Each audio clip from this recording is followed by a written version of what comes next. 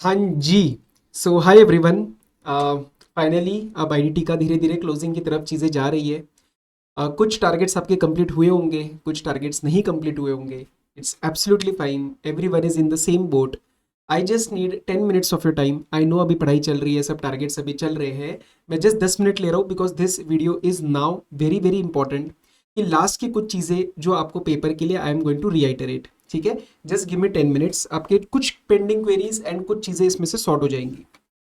अह, एक आता है कि सर फर्स्ट 15 मिनट्स का यूटिलाइजेशन कैसे करना चाहिए। देखो, मैं अपने तरीके से बताता हूँ एंड प्लस मैंने कुछ स्टूडेंट से बात किया, प्रैक्टिस बैच वालों से बात किया। Then I am stating this. अगर आपको लगता है कि नहीं सर मेरा ये कंफर्ट नहीं है, मैं ऐसे ऐसे सॉल्व करने वाला हूँ, मेरा ये स्ट्रेटेजी रहने वाला है, it's absolutely fine, there is no one way of doing it. ठीक है, बट एक बार सुन लो, क्या पता आपको कोई चीज़ इसमें से क्लिक कर जाए।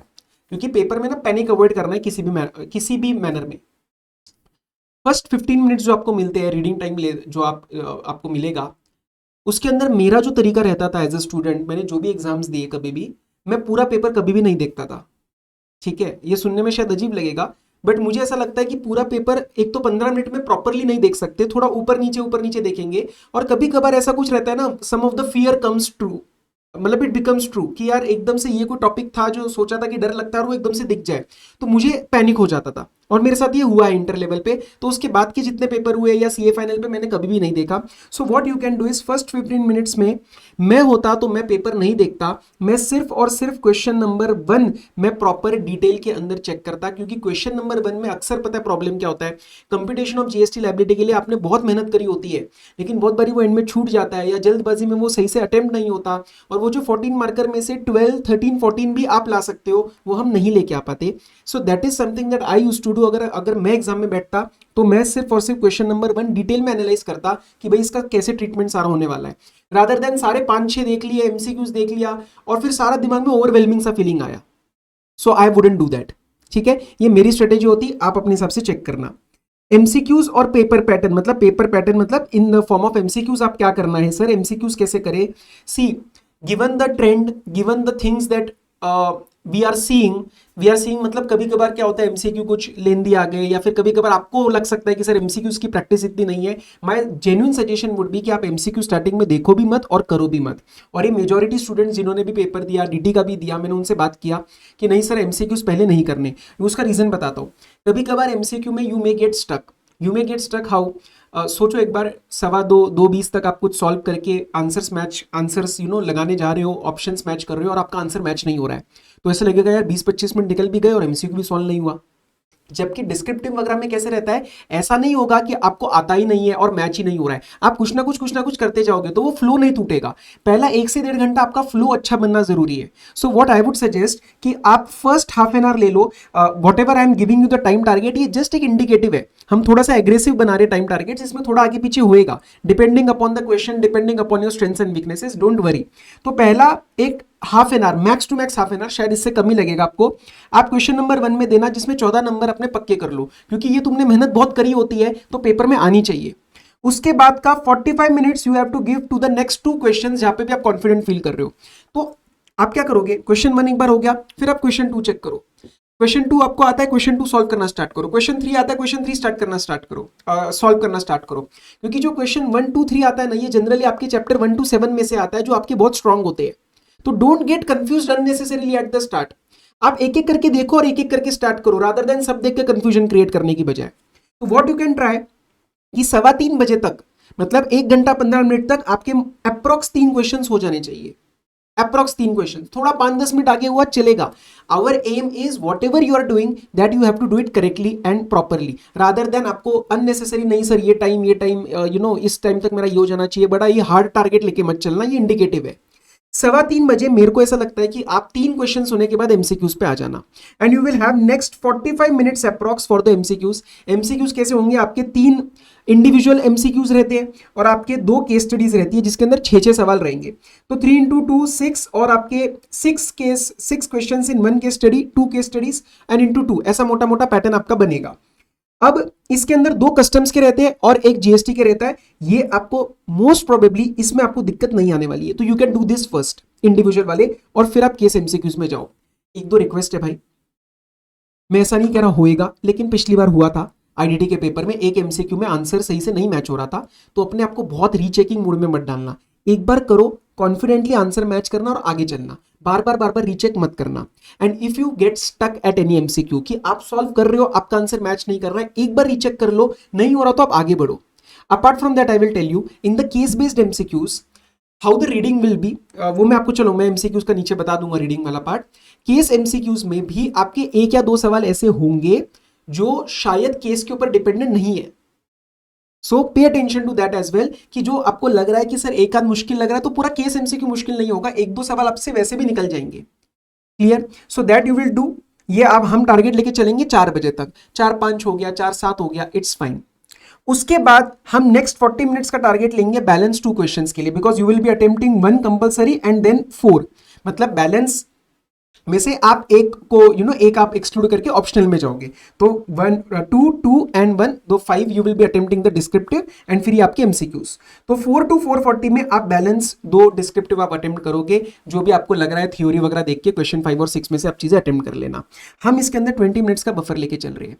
सर 20 मिनट्स ये नहीं लगे, मतलब बफर नहीं मिलेगा मोस्टली, बट एटलीस्ट आप जब स्टार्ट कर रहे हो तो दिमाग में कुछ टाइम फ्रेम होना चाहिए कि चलो 2:30 हो रहा है, अप्रॉक्स क्वेश्चन 1 क्लोज हो रहा है, आपको थोड़ा सा कॉन्फिडेंस मिलता जाएगा। ऐसा नहीं कि आप करी जा रहे हो, टाइम लगाए जा रहे हो, कुछ दिमाग में पता ही नहीं है कि कौन सी चीज कब करनी है। फिर भी अगर आपको लगता है कि नहीं सर मैं एमसीक्यूज पहले करना चाहता हूं, कर लेना। मेरे को ऐसा लगता है कि भाई एमसीक्यूज पहले नहीं करनी चाहिए, स्टूडेंट को अटक जाए तो थोड़ा सा पैनिक क्रिएट होता है, जो पूरे क्वेश्चन को पूरे क्वेश्चन पेपर में, पूरे हमारे पेपर में it will create a negative adverse impact, एक एडवर्स इंपैक्ट क्रिएट कर सकता है। तो बीच में एमसीक्यूज कर लेना, एंड में भी नहीं, क्योंकि एंड में कभी टाइम लग गया तो दोबारा पैनिक होता है कि अरे 10 आधा घंटा रह गया, 20 मिनट रह गया, तो वो सॉल्विंग में आपकी प्रॉब्लम आती है। ठीक है, ये आपका एक अप्रॉक्स प्लान मैं आपको बता रहा हूं। अब सर इस टाइम पे आपका सिलेबस वगैरह पेंडिंग है, इट्स एब्सोल्युटली फाइन। आप 2 चीजें की गलती नहीं करेंगे, इस टाइम आप कोई नया टॉपिक नहीं उठाओगे। कस्टम्स एफटीपी नहीं किया हुआ है, अब नहीं उठाना है, अब नहीं उठाना है, अब जो किया है उसी को चीजों को रिवाइज करना है। And please don't get stuck at any topic. आज काफी बच्चों के ऐसे मैसेजेस आ रहे थे कि सर मैं, एक स्टूडेंट का था कि मैं कस्टम्स का वैल्यूएशन कर रहा था और मेरा उसमें मामला अटक गया, नहीं हो रहा था सॉल्व, मैं पैनिक करने लग गया, मैंने 3 घंटे लगा दिए। यार नहीं कर सकते आप ये काम अभी। कभी कभार क्या होता है, उस साइकिल को ब्रेक करो। कोई टॉपिक बहुत अटक रहा है, उस साइकिल को ब्रेक करो and you move to some other topic. रात को एक बार you try, if it works well and good, otherwise you move on. अभी उसके अंदर अटक के आपको टाइम नहीं लगाना है, अभी चीजों में आपको मूव ऑन करना है, अटक के नहीं बैठना है। ठीक है, एंड अपने आपको टेस्टिंग मोड में मत डालना, कहीं पे भी कुछ नहीं हो रहा है, गलती हो रही है, see the solution and move on. Sir morning में हमें क्या करना चाहिए? देखो ये तो आपको ऑलरेडी पता है, आपने कुछ जो भी टॉपिक्स प्लान किए होंगे या मेरा प्लान फॉलो किया होगा, तो उसके अंदर आपको कुछ लग रहा है कि नहीं सर स्पिल ओवर होने वाला है कस्टम्स वगैरह का पार्ट, इट्स फाइन। मेरी तरफ से it's a very strong recommendation कि आईडीटी हॉट्स आप पक्का सुबह देख के जाना। वो 2-2.5 घंटे आपके उसके अंदर जाएंगे, बचे हुए 2-2.5 घंटे आप अपना कुछ कर सकते हो सुबह, जो भी 4-5 घंटे आप पढ़ोगे। बट आईडीटी हॉट्स प्लीज देख लेना, इसका बहुत सारी अलग अलग जगहों से इसके अंदर पॉइंट्स कवर्ड है, तो I feel that can be useful. अभी तक नहीं देखा है तो, अगर आपने देख लिया है, पॉइंट्स भी मार्क्ड है सारे, तो यू कैन, ठीक है, पॉइंट्स अगर मार्क्ड है तो उसमें से कर सकते हो, but I feel this is important to see. Sir question reading में ना 2-3 बातें मैं आपको बता देता हूँ अपनी साइड से। एमसीक्यूज, जो एमसीक्यूज रहते हैं ना, उसमें रिवर्स साइकोलॉजी चलानी पड़ेगी। एक क्वेश्चन का एक लाइन आप रीड नहीं करने वाले हो, because till the point you will reach the question you are going to forget the case study. So that case study is your client. ठीक है, case study is your client. वो आके सिर्फ आपको बता रहा है कि देखो मेरा नाम क्या है, मैं करता क्या हूं, मैं किस स्टेट में हूं और मेरा प्रॉब्लम स्टेटमेंट क्या है। तो उसके अंदर आप देखना पैराग्राफ्स भी जनरली एक इशू के रिस्पेक्ट में होते हैं। तो जब नीचे क्वेश्चन आएगा तो उसके हिसाब से बस हमें ये पता होना चाहिए कि मुझे कौन सी चीज दोबारा पढ़नी है। ठीक है, सॉल्व करते वक्त रिपीटेड चेकिंग अवॉइड करनी, मैंने आपको ऑलरेडी बता दिया। किसी एक पॉइंट पे स्टक रह के नहीं रहना है, कोई ऑप्शन नहीं मैच हो रहा, मूव ऑन। कैलकुलेशन वाले फिगर्स, अच्छा एक और चीज, मेनी टाइम्स यू में फील कि 2 नंबर के लिए आपसे कुछ ज्यादा कैलकुलेशन मांग रहे हैं एक पर्टिकुलर एमसीक्यू में, बट जनरली उसका अगला भी एमसीक्यू उसी से रिलेटेड होता है। तो कोई अगर लंबा कैलकुलेशन आया ना, जैसे GST liability payable in cash आ गया 2 नंबर, तो जनरली देखना उसका अगला वाला भी उसी से लिंक्ड होगा, तो वो वहीं से कोई आईटीसी पूछ लेगा, कुछ कर लेगा। तो whatever you are doing, do it correctly. डेज एक बार देख लेना, डेज मतलब कैलकुलेशन ऑफ डेज वगैरह में गलती नहीं होनी चाहिए। कहीं पे 365 366 का नोट दिया है, वो गलती नहीं होनी चाहिए। एंड हमेशा चेक करना कि पूछा क्या। कभी कभार आंसर या पेनल्टी कोई सीजीएसटी के रिस्पेक्ट में पूछी होती है, कभी टोटल के रिस्पेक्ट में पूछी होती है। तो टोटल होगा तो डबल लेना मत भूलना, आंसर में वो आपको दोनों देंगे, गलती होने के चांस बढ़ जाते हैं। Apart from that sir presentation वगैरह डिस्क्रिप्टिव के पेपर में, डिस्क्रिप्टिव पोर्शन में कैसे रखना है, देखो ज़्यादा लोड मत लेना। आईडीटी में प्रेजेंटेशन एज सच मैटर नहीं करता है, देर आर सर्टन की पॉइंट्स।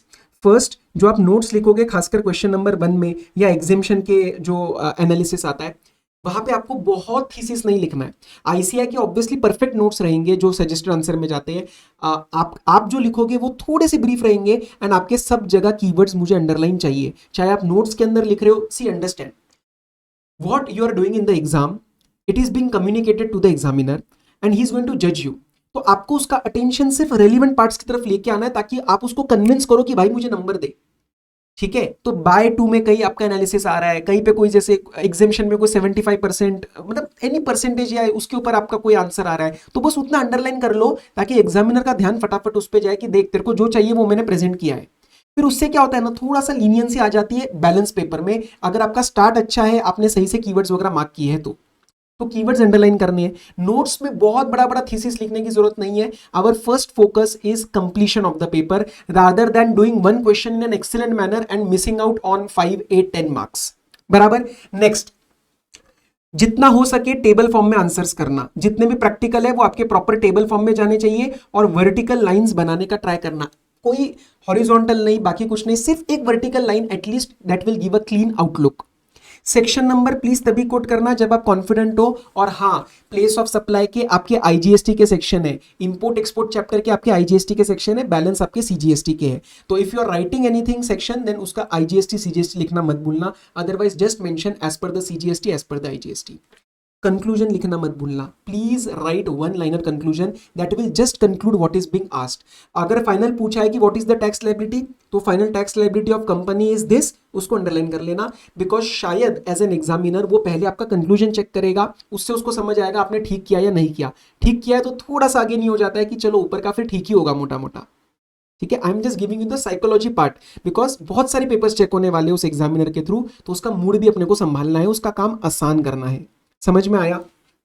और आप स्ट्रक्चर प्रॉपर बनाना, जैसे आप ऊपर लिखो लीगल प्रोविजंस कहीं पे लिख रहे हो, एनालिसिस कहीं पे लिख रहे हो, कंक्लूजन वर्ड लिखो, ये वर्ड्स भी लिखो और उसके आगे कंक्लूजन दो, ताकि प्रॉपर स्ट्रक्चर आता है। बड़े बड़े पैराग्राफ्स लिखे, बीच में काटापीटी करिए नहीं। If anything is wrong properly cut करो, उसको नीचे लिख लेना, ठीक है।